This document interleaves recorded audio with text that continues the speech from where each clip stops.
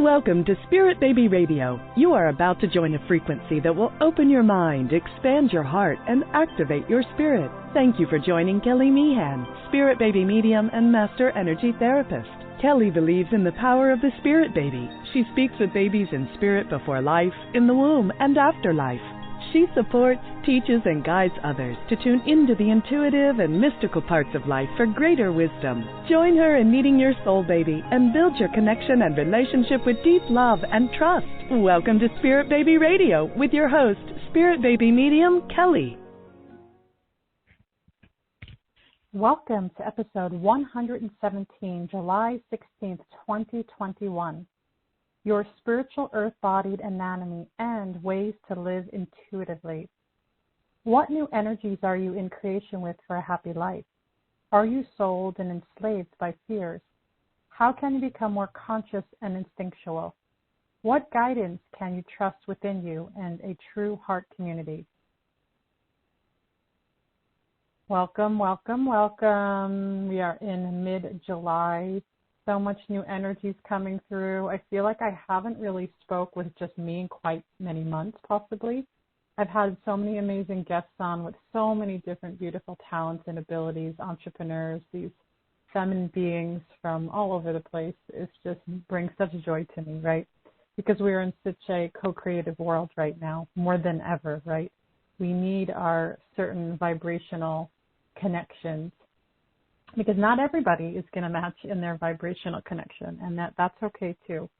There's no judgment in that. We do see and feel still the very harsh line and the separation of energies. And those that are instinctual, those that are in that vibration, understand where we are at and what's happening and what we continue to build together in different ways. And so, yeah, what is going on? What is going on? This title I have, right? Spiritual earth-bodied anatomy and living really intuitively, or I'd like to call instinctually. And it's for everybody, whether you're in conception, pregnancy, birth loss, or whether you're a human being. How about that? If you're a human being with a body, whether maybe you're not in conception, or maybe you are, you have a partner, or you have family, relatives, you're all in this, this spiritual connection, this light-bodied being that you are embodied with this anatomy. And I say that with this anatomy, this skeletal system, the bones, the muscles, and the nervous system, and how it's so reactive to where we are consciously and where our energy goes. And of course, you hear me speak about foundational, right? How we are as infants, our inner infants. We talk about the inner child, and I always love to use this term, the inner infant, because to me it's so much more potent. There's something that happens in that pre-verbal place. In our lives, and then we come into this place now as adults with still intact with that inner infant, even though our physical body has become bigger and older and different and wrinkled and smooth, and wherever it is, things work differently, right, within your body, but still you carry that essence and that part of you in that timeline of the past. And, maybe you are questioning kind of where you're at in this world, kind of who are you? What are you meant to be? Where's the next purpose? And it can be very frustrating when you don't know those things, or you feel like you're pushing up against maybe the world outside you or the expectation of you. And somebody shared a really beautiful, I want to say quote, but it was like a post, and it was really beautiful. And I'm not going to say her name because I'm going to have her on my podcast. Hopefully she'll accept it. I haven't actually reached fully out yet, but there's something about her vibration. And she's a chiropractor working with natural medicine, and I've connected with her before. And she brought this idea up today about the fear, especially I'm going to take it into the 2020, 2021 energy, right, where the initial pandemic and all the news in the media, the virus of fear was so strong, and the biggest fear was death, right? But what is the biggest fear now? And she put it in a really beautiful way, is that the biggest fear now is the fear of not doing it right, the fear of disappointing someone, the fear of you're not allowed to have a voice, the fear of am I doing it right? And I actually used to joke about that last year. I'm like, am I doing this pandemic thing right? I mean, I'm like, you wash your hands and you wear the mask, or you don't, you 6 feet. I mean, there's all these rules, right? And there's a lot of us, yes, us, that are fighting against the rules, and not because of a lack of science around that, because science is always changing. And this is where really the embodiment piece comes. How well do you know yourself? How well do you want to know yourself? And what are those triggers? Where are those parts that get overstimulated and go into irrationality and fantasy and then create this disconnect? Because when we are in our bodies and we're truly not in the thought body, which is very different, right? The mental body is not the fullness of the whole body. And why I say it like that is because I work with a lot of different people each week, some consistent, some new. And the mental body, I can see the mental body of individual people. It's quite easy for me to see it.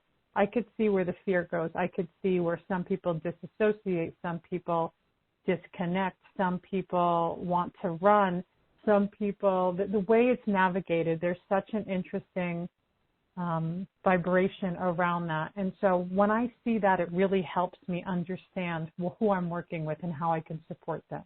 Because I know that they'll go into certain patterns, right? Because we do that. We move into our mental energy patterns.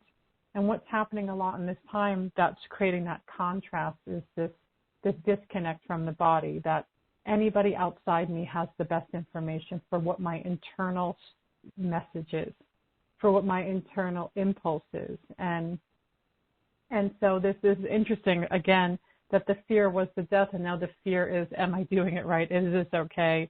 And really the pleasing of others. And what is that energy about?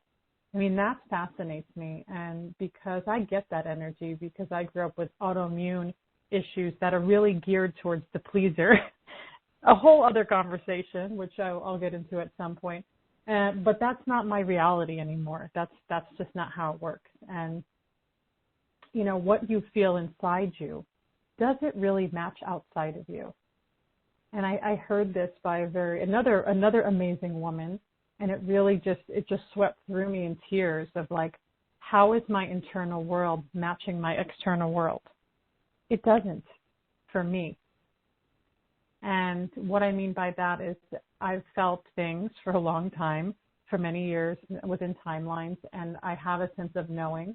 And in my internal world, it doesn't match my outside world. It's very confusing when you have this energetic insight and information, but then you see the outside as a very different reaction. And it's not just one or two reactions. It's literally this massive construct of outside, you know, forces that on many levels are completely false.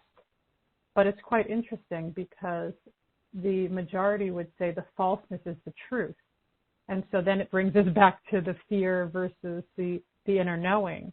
And so really the inner knowing of people, if they can really get out of the mental construct, right, and sit really inside the self, there's so much to be shared. And yet it's not without fear. It's not without hesitation. It's not without unknownness. It's not without you fill in the blank. So it's not as though, oh, I'm just going to be happy-go-lucky and have no anxiety, have no fear. It's just, where does the energy need to go? How to manage your fear? Is it really valuable and worth it? And I found myself over this weekend in nature writing this poem about not just the enslavement of the body, which is a term we've heard before, right? But more of like, where is this issue that people have? It's like the being enslaved by these ideas of our culture, even on how we're supposed to treat each other or what certain races are meant to be, whatever their standards are. And, you know, we're fighting up against so many different things to question, even if there may not be an answer. And this is where I feel like really good healing and great success of living a really happy life comes in. Living instinctual, living in that really natural, intuitive place to go, oh, this feels like a good connection. This feels like really, this makes sense to me. And we will use a little bit of mental energy in there. It's not just one or the other. But here's the tipping scale, is that the mental energy bodies is where a lot of people make choices from, decisions, a lot of mistakes, and then it creates this other, remember, this enslaving, this next part. And then you're kind of back where you began. And it feels like there's no momentum, nothing's moved. And even, questioning this in so many different areas of life. Now I'm talking about health, but you can steep it and move it into other different things that come up as these relationship patterns that we create with ourselves, with our environment. And yet again, of course, it stems from our foundation, and love to that foundation, compassion to that foundation. But who you are now, and as I said earlier, what is going on? And maybe where you are in the world, maybe your environment, your community is showing you something that you don't like. And what are you doing about it? I mean, that's the big piece. Are you pulling the shades down and hiding out and just waiting for the right moment? Or maybe I have to go out there and please that person because what would they think of me? Like somehow they actually really care about what you think or how you feel, right? This is even the person on the street.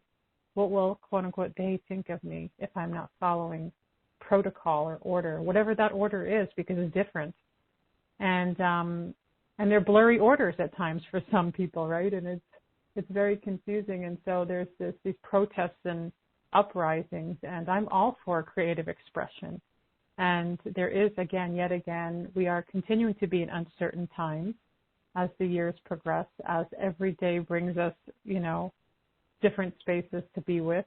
And of course, being present is going to be the number one piece that really brings you forward.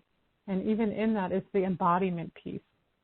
So as I said earlier, the enslavement of the body, or which some would call the ego, how much does it take over, right? And this is a hard one to vibe into, right? Because we have this world, this earth world, this beautiful earth world is dying on many levels, but it's set up a certain way, right? And it is being destroyed, it is being damaged, it is injured, it is sick. But in that is we're trying to bring repair, restructure, healing, and love. And so as we know, there's these fighting sides, and some would say it's going to take more than a decade to get to that next level. And the timelines here are so dragging and boring, aren't they? Because in our minds, in our internal worlds, we can just snap our fingers and create things, right? We can create the vibration of what our next awareness is, what our next experience is. And I say that not in a mockery kind of way, because maybe you're on a creative journey with your baby and you're trying and trying and trying. But there's something that I feel like moves into pieces of alignment that then brings this next part of the journey. And a lot of times it can be very surprising, which I think is quite fabulous, because we can't be so controlled to have every single answer. And this is the beauty of what I call the potentiality of creating within the vibration of the self. So you set up your healthy vibrational space based on your past, whether it's current life, past life, ancestral. Those are all intertwined. You can't abandon one for the other, but some people have more activation over others. But what you do with it is the beauty of healing. You don't have to be the genetic damage to the past. It's like, what are you doing now? And this is where I bring in the conversation of awakened conception journeys. What is being awakened to bring this human being into the world? Just even sitting with that for a moment. The profoundness of that, this sentient light, this soul, this connection. There's substance, personality, and what is this being doing now to move into that right vibration within you, within your family? Not just I'm going to keep trying to force all these physical realities to come together. And that's what's often forgotten, which is why I created Sacred Embryo, the 8 weeks experience, which is actually going to be coming out in July. It's only offered twice a year. And this year, I feel like every year it becomes so much more potent, powerful, and the potentiality around it, there's so much to expand into. And again, it's this kinesthetic, visual, auditory experience to move. What are those next pieces? Move, change energy. What is happening? What is this piece? And that emotional feeling part of the journey is important. And so I feel like I'm bringing it into the conception energy a little bit, but the creative energy where you are. I'm going to kind of swing it back to even being in the creative energy of your health and how valuable and important that is, right? And again, we're continuing to embrace the unknown. I laugh because it's like, well, whatever. And we do have to just kind of sink in more to that heart space. That's a good visual that people really understand. Because this term of the frequency is very confusing, right? And that could be very confusing. And it's good that it's confusing because your brain doesn't maybe need to be in that space of what it means to be in a certain frequency. And I see this quite often with people, especially with baby beings, being in different frequencies at different times, and how we have to make peace with that notion, or you get frustrated and push against it. But, everything has their own kind of spiritual alignment, and I hate the word timing, but it is timing. It really does come down to timing, and it's hard to know when you're in it. But when you see the after effects, then you go, oh, there's where all that connection of timing comes in. When your family is in creation and things are set together, then maybe it makes more sense. And so how are you showing up in your body, in your experience, in your fear? And maybe you need to take a breath for a moment. Maybe you need to create movement. Or maybe listening to that pulse of you. And how to trust it, right? I mean, I feel like I've talked about trust so many times, so many different angles. I'm always flashing a spotlight into every different little angle of trust. And trust is an ongoing relationship.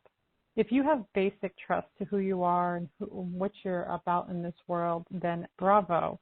But if every day you're piercing over the windows of your own consciousness, wondering when the bad's going to come, wondering when the anxiety wants to hit, then something is not right in your world. And something's not right in our earth world, which we can even have that argument. But if you're living in the chronics of issues, what is that? This is the question that goes deeper. Because there is no magic pill for what the chronic issue is that ails you. Yeah, there could be like ibuprofen and perceived painkillers or herbs that feel supportive temporarily, but where's that ongoing nurturing of that chronic space that becomes something? Again, whether it's the anxiety, the depression, or even the physical issues, the migraine. I'm trying to think of all these elements that I know my friends have and people talk about, or the crippling anxieties that come up. What else is there? Or just a mismatch of just an unwellness in the body, but not really understanding how to meet that need. And, the over-questioning or thinking, well, if it's chronic, then something must be wrong. And what is it asking of you? That's the piece that people miss. You may not get to the root. The root may be something that either two things. You may know the root and the cause, or you may not. And the mind is going to say, well, if I have the root, then I could fix it, right? Which isn't always necessarily true. So let's say you've had trauma, and for some reason the trauma became other traumas and more traumas, and really from that original trauma, nothing was ever fully healed. Well, you know the story and you can't go back. But now it's like, what are you doing in the present with the breath and movement, the listening? What is then happening there? The body, I feels like it's like a second, like a second best. The first is the mind, the brain, the thoughts. It feels like it wants to take over everything. And this is like 100% of people. I can't even say some people are like that. It's just how we're set up on an anatomy, physiological, as well as world level. This is cultural and societal. So the body becomes second. And the body is quite brilliant. The body is this mass and matter of cells that does its thing. The heart beats. You don't have to ask your heart to beat. The lungs, you're breathing. Your organs are working. And maybe there are deficiencies. Maybe there's cancer cells. There's tumors. Maybe there's blood disorders. Maybe there's hormones that are just completely off. And what is that, right? This is the disembodiment. Is not to say that, okay, so you have a problem and you're completely disembodied, because if that was the case, that'd be 100% of people, right? but are we always working to embodiment? And so, but if you have a lot to unravel, right, it's like this unraveling of all this stuff within your body, then that does deserve space and grace and awareness and time. And so I use the words to provoke you around the breath, the movement, and listening to that pulse of you, because it has to begin somewhere. And to be, I kind of like the term, spiritual investigators of our own body. This is why I love the nervous system work and the embodiment practices, because they ask so much of you, but yet they're so quiet and still inducing. And it just, again, it inspires me to see how our nervous system is so foundational to our wellness, of our well-being, our mental state, more than any other part of the body. Maybe because the nervous system literally runs through the whole entire body and is activating into the brain, it's activating through the heart space, it's activating into the digestion, the intestine. And so when these impulses, these electromagnetic pulsating messages moving through, when there's emotional pain and chronic emotional issues at very young ages, you don't know that. And so you come up as an adult with deficiencies in your body, and then you question these deficiencies, and then you just, maybe you're like, I need vitamin C, or I need vitamin B12, or I need to not eat the hamburgers. And yeah, those are okay. But why should your body change based on supplements alone? The supplements is the crutch that leads then into what's that next part. And I've said this for years, 20 plus years. I go, my gosh, the body can't just, it's not just about feeding it physical things to make it better. I mean, it helps, and I'm not going to say it doesn't, because I love medical medium Anthony William and his protocols, and following his kind of these, to me, feel like gentle foods in my body. Feel amazing. Feels like a great lifestyle, not even just a cleanse, but just a lifestyle of eating that way. But as that was cleansed and everything is good, then why is there issues still, right? This is the big question. And even if you give time, I do feel like time is important too. But then what is that next part, right? This is where I always feel like it's always easier to save the emotional for last. But in truth, I have this idea that most all sicknesses are emotional based anyways.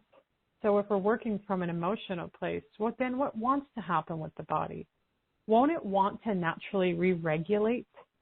Then doesn't the nervous system and the muscles all around that are tensed up in chronic holding, wouldn't it just naturally want to relax, to let go, to feel safe?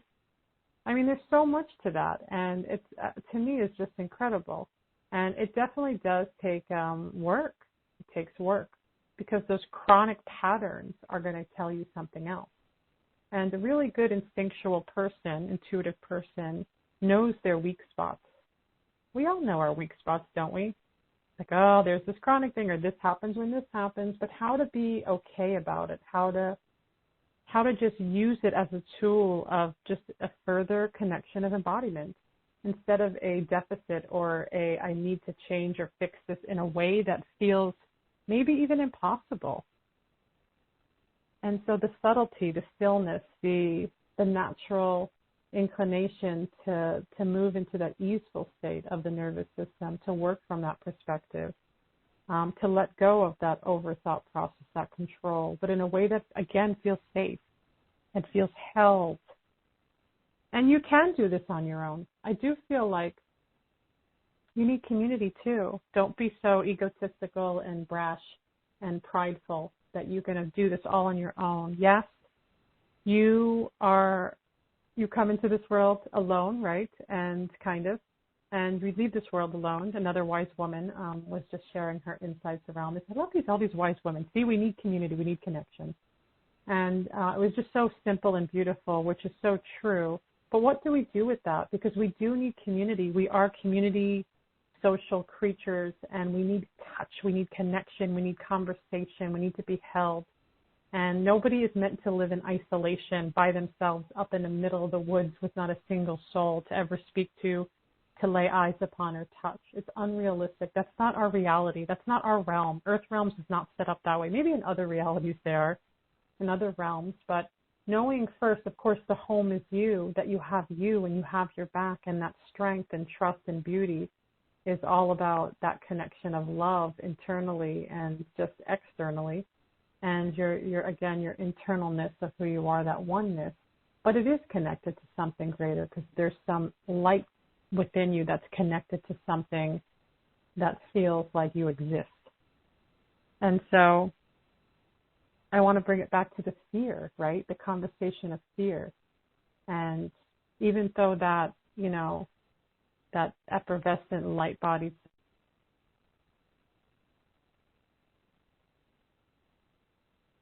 intertwining with the fear, when you're dancing with the fear, when you're being with it. And everybody knows when Kelly talks about fear,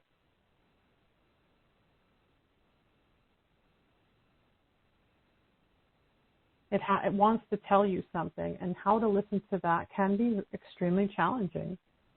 And it's not about forcing yourself into re-traumatization either. It's just about being present. And this is where the embodiment work comes in. Remember the breath, the movement, the listening to the pulse within. Because there's not one way to be and live. And that is very important too, right? Because again, you are this spiritual earth-bodied being that has instinct. And you will attract and build from that place on a daily basis. And so maybe you're somebody that's questioning in this time we're in and you want your community. They are here. They are arriving. They are showing up. You are not alone. And many feel like, well, I'm so alone, or I don't know. What do I do? But you're not, because your vibration, your frequency is going to attract and build whatever it is that you want. What you want. Not as though it's against you. And it doesn't come from a thought process. It comes from the sinking into that other soulful part of existence, right? And that's the hard part. Because why I say it's the hard part is because that's the most resistance of the thought process. That's the part of the brain that says, no, I don't know what you're talking about. That doesn't make sense. I'm just going to pretend I know nothing. I feel like a lot of people do that. They pretend they know nothing and they live in mental energies. And I see it all the time in social media. I almost feel like it's like nanny, and they're sticking their tongue out. I know more than you do. Well, here's what I know. Well, here's what I know. And it's like, okay, who cares? You both have opinions and you both know different things about your own reality. But does it make it true for every single person and everything? Not usually. But then that's where the trigger is for people. They want to get into the argument. And there is so much information. And we don't, yet again, it's what to trust, what not to trust is going to be ongoing. And that's not going to end, actually. And it hasn't. It has always been that way. But I feel like because of this pandemic, we're kind of this consciousness over these past years, that it's set this tone up a certain way. And anybody that believes that they have to throw away quote-unquote conspiracy theories might as well leave their intuition and just ignore it and don't ever go to it. And I'm not saying every conspiracy theory is 100% accurate, but you have to look in between the lines of these theories and these energies, because there's something in there, and it's meaningful. And I know a lot of people were really like, oh, well, I'm hardcore science, whatever that means, because everybody feels like they have the science. And so one side will say, do this, we have the science. Others say, don't do this, we have the science. So then what does that bring you back to again? Bingo, it brings you back to you and your center and your embodiment, who you are and what you've seen in your journey, and what that next frequency is telling you and sharing with you, and what kind of freedom through your own truth and what you live in your body. So when your body is out there in the world, guess what? You are, maybe if you're not in the world, you're sitting in your own home. But even going out in the world, sitting in your own home, your frequency is pulsating outward. It's sending information. And your physiology of your DNA is responding to that. And your connection to who you are and what you get to hear and what you get to then even expand to even more. You get to hear, I almost feel like the nebulous of the rainbows, pastel nebulous rainbow energy. Let's give you a visual coming through into your consciousness, and you get to settle and be with it. You don't get to analyze it or figure it out or make it look like something. It's just settling into it, the stillness, the perfect but imperfectness of whatever that is, that part of you that moves, that connects, that builds, that creates.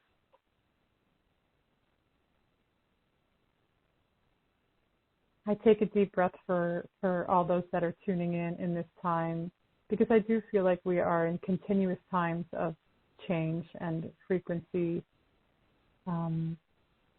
up levels, upgrades, restructuring, whatever words you want to use, shifting. There's so many different words for it, but to continue to be with it, to continue to feel. If you're not coming into new energies all the time and you're just staying in the same place, I would question that, because the riskiness of being outwardly bold and being in that trust is going to, oh my gosh, it's like a breath of deep, fresh air, a wholeness of healing, a deflection of any type of pathogen. It's like the body has no space to be unwell. How powerful is that? And if sickness does come, it's nothing. It's nothing. It's not this big, event. It's not this, what is this, taking me over, and I'm completely victimized by my own awareness, my own connection. And another amazing person just came to my mind is Bruce Lipton, epigenetics, talking about the cells in the body work with consciousness. It's not one or the other. When we talk about sickness, pathogens, viruses in this time, trying to use my words wisely to not get censored in this. And so even this, this time of these things that feel like they're outside and invading us, why is it that not every single person is sick to the point of hospitalization or death? Because consciousness is interwoven in that. It's not just this body is this robot and you get sick and then you die, you get sick or you get better. There's consciousness intertwined and involved in that healing space of life. And maybe I'll do a podcast on that. Consciousness and viruses, maybe something around that. We'll see. I'm open to see, because really I want to share with you, this podcast is really opening up the space for this new service that I've been trying to offer on and off for years, but it wasn't quite ready. It had to be pulled back and kind of marinating, right? You know how you have to marinate with things and see where they're going to go. But I have offering now, and it's on my website. It is medical intuition sessions. You can't just buy them. You can't just purchase them and book your session. You actually have to consult with me through email, because there's a certain, we'll use the word frequency, that I want to be of service of in this. And typically it is someone that has a condition or an issue that wants more information to care for it, to maybe prevent it, or to work deeper with it.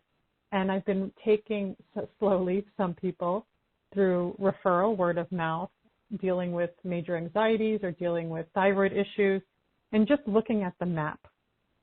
And as many know, my map is this, I print out this body figure, and I tune into different things. I have a template, like, what am I looking for in this body? What does it need from me? Where's the emotional origin? Where's the physical, biological? And I will give you a lot of physiology, because it comes to me that effortlessly, visually and through feeling, and sometimes through sound and smell and auditory. I'm like just all fully available to be the X-ray machine for people. And again, I enjoy it. I love it. And I know, because I know what it's like to struggle with chronic health and pain. Mine started at infancy and just traveled through so much. There's so much to say around that. But if you visit my website on the medical intuition, you can go to soulbabycommunication.com. Also, it's kellyannemeehan.com. But the medical intuition has been restructured, reworded, and just my story, my connection, and what it is. There's even some testimonials of some issues that came up. And so that is a new service, again, that I'm offering, and you can see the details and what that means, and then you can email me to see how you can set that up. And appointments won't be offered until August and on, as there's space too. Because as we know, with the conception and spirit baby communication, that is a bulk of the energy of space. But I do feel like this is a time of embodiment. This is a time to get deeper and healed with the cells, with our own DNA, and it's powerful. Our blood, our consciousness, moving these parts all together And I could fill in that with information because, again, I see the information and I see the story and the timeline. And then how to bring healing to it. Is it through what practice, what tool? Because there is no one size fits all. Of course, I'm going to tell everyone, go get nervous system work, re-regulate yourself. But there may be certain things that are stronger than others. And some people are highly empathic or electromagnetic field sensitivities, environmental sensitivities. Those have to be reworked in a certain way. And your connection to who you are is gorgeous and beautiful, and it's deserving. And I know this. And I love to see that part of people. I don't just see the disharmony or dysfunction, which, by the way, is quite easy for me because that's how I grew up. I grew up with seeing, I feel like from the moment I was able to, really see people, really the moment I saw my mother, she said I had a tear. The nurses were like, why is this baby crying? The babies don't cry that as soon as they're born. Because I knew that I was like, whoa, what am I in for with this wounded mother? What work it will be to be a part of that. And there was some deep energy around that. And so, always bringing it back to the foundation, but knowing that the potentiality to heal, the ability to heal, to be whole, to see what those pieces are, to find where your center is, and with the utmost compassion for your journey. The recognition of the journey that you're on is just so valuable. And as I said, the gorgeousness and beauty I get to see of I would call the light, the soul of the individual is also the gift. Besides seeing the disharmony, dysfunction, negativity, I do feel like there's always both sides. And so if you're feeling like, wow, I have some really major stuff going on and I don't know what to do, or I need some of those holes filled in that doctors just can't really provide. And that's what I love about medical intuition, because medical intuitives do work with doctors, and I have before. But also they can provide what's missing and how you get to be your health advocate. And you can even see one of my testimonials that a woman almost died. Actually, she actually almost died. And I wasn't doing medical intuition yet, but I kept seeing these things in her lungs, and it was something was off. And she's like, yeah, I feel like I need to go talk to my doctor, but her doctor wasn't listening. And finally, when she forced him to listen to her, did the right test, he was like, oh my goodness, this is bad. This was almost missed. And he did told her she would have died. And so, was it me that really, I didn't help her not die, but I did help her use her intuition to be her own body advocate, to make these choices, to get strong in those places. Really, because, she was meant to be here and deserved to be here, and then, move on to have her baby girl. And so there's so many pieces to the intuitive journey, the intuitive healing journey of each individual, whether you're a child or an adult. And I welcome anybody for those sessions.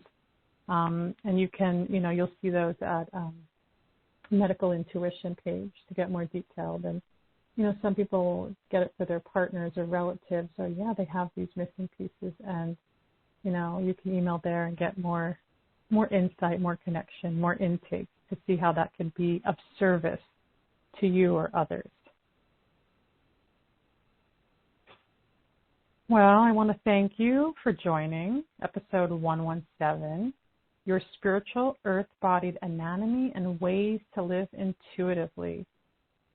And if you like my podcast, please subscribe, leave reviews, and make sure to remember I do have a book. It's called Sacred Communication, a Spirit Baby Journal and Spirit Baby Oracle Cards, Answers from Spirit Baby.